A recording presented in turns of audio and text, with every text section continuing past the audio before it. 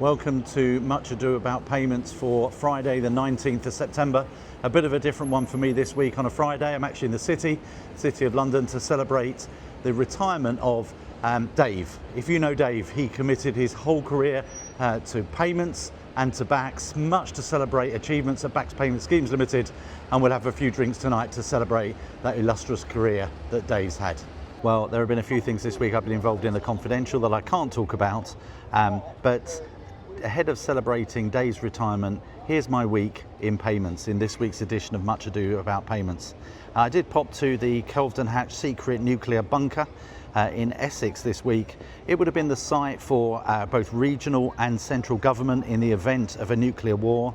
It was open till 1994, but as I walked around the underground bunker looking at all the provisions for keeping the United Kingdom going into such a devastating nuclear attack, I saw lots of provision for civil contingencies, but absolutely no provision in terms of how banking, how cash and how payments would be brought back to life as the UK rebuilt itself. How times have changed as we think about payments resilience and financial stability.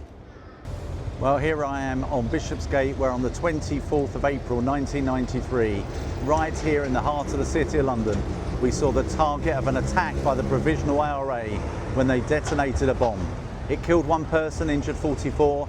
It was on a Saturday, so I guess things were fairly quiet. But nevertheless, this building, which was then the Hong Kong and Shanghai Banking Corporation, had all the windows blown out with the blinds flapping out of the windows. To the left, just around the corner behind that bus, St Ethelburga's Church, an ancient church, was devastated. And just to the left of the tall building in front of me, the NatWest Tower as it's called then, again had lots of windows blown out, pieces of paper flying out the windows and blinds flapping on the wind. And then on Monday morning, I walked down here through Bishopsgate along the middle of the road where the authorities had cleaned out a pathway for us to walk to our offices. Important, as we had a chaps day full of payments to process. This ancient church was one of the churches that was put to rubble by the IRA bomb. As you can see, it's been rebuilt as a centre for peace and reconciliation. If you want to hear my account of that day, walking down through the shrapnel, all the stuff on the floor, the glass, blown out windows on the way to process chaps payment, you'll find the link in the notes below. In 1995, and about this spot, Baring Bank was located. It was one of the oldest merchant banks in the city, and it faced an immediate collapse in 95 due to the unauthorised trading by Singapore-based but UK national Nick Leeson.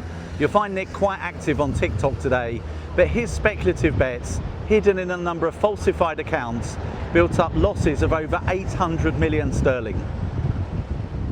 Once they were found and identified and exposed, the bank couldn't recover, and it caused a sudden downfall after 200 years of successful operations.